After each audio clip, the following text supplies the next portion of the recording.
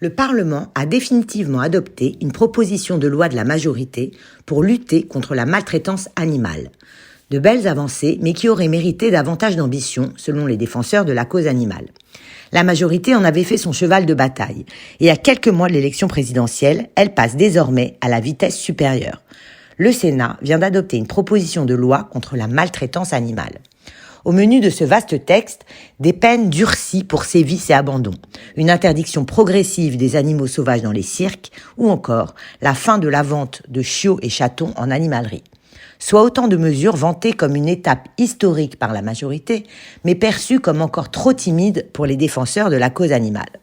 On fait donc le point aujourd'hui. Que contient ce projet de loi ? Première mesure, toute personne cédant un animal de compagnie devra désormais faire signer au nouveau propriétaire un certificat d'engagement et de connaissance des besoins spécifiques de l'espèce pour son nouveau compagnon.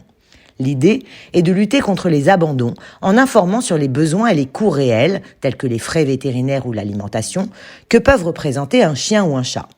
Le texte prévoit encore d'interdire la vente de chiots et chatons en animalerie à compter de 2024. Seuls les animaux abandonnés pourront être présentés à l'adoption dans ces structures en partenariat avec les refuges. Vendre des animaux sera également sanctionné sur Internet, sauf pour les éleveurs. Autre mesure de taille, les sanctions pour maltraitance seront renforcées. Tuer volontairement un animal de compagnie sera un délit et non plus une simple contravention. Ces actes pourront entraîner jusqu'à 5 ans d'emprisonnement et 75 000 € d'amende. Les personnes condamnées pour maltraitance devront, en outre, suivre un stage de sensibilisation. Enfin, celles à qui il sera interdit de détenir une bête seront inscrites au fichier des personnes recherchées.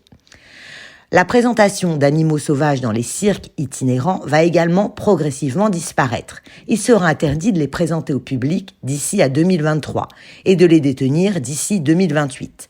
L'exhibition de bêtes dans les fêtes privées ne sera plus autorisée.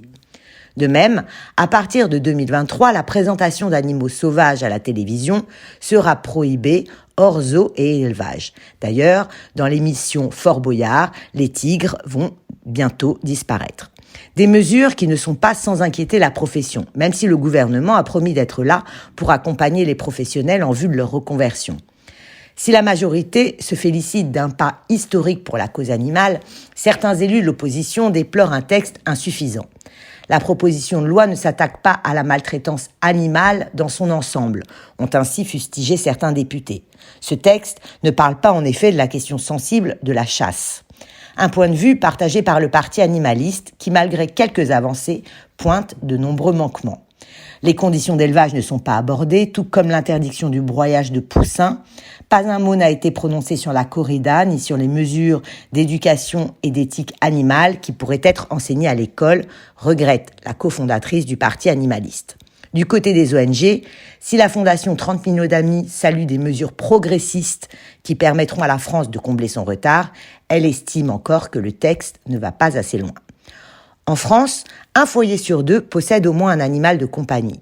Les Français sont propriétaires de plus de 9 millions de chiens, 15 millions de chats, 1 million d'équidés. Mais ils resteraient, hélas, les champions européens de l'abandon. Chaque année, quelques 100 000 animaux se retrouvent sans propriétaire, estime 30 millions d'amis.